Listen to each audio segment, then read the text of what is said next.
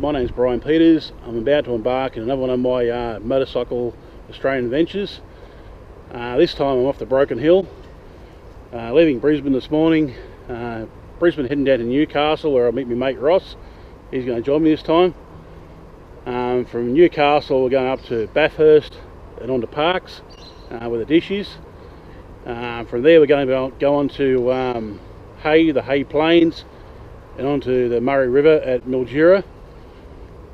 From Mildura we're going up to Broken Hill, where we'll spend a couple of days, maybe go out and see Silverton and a couple of the sites around Broken Hill.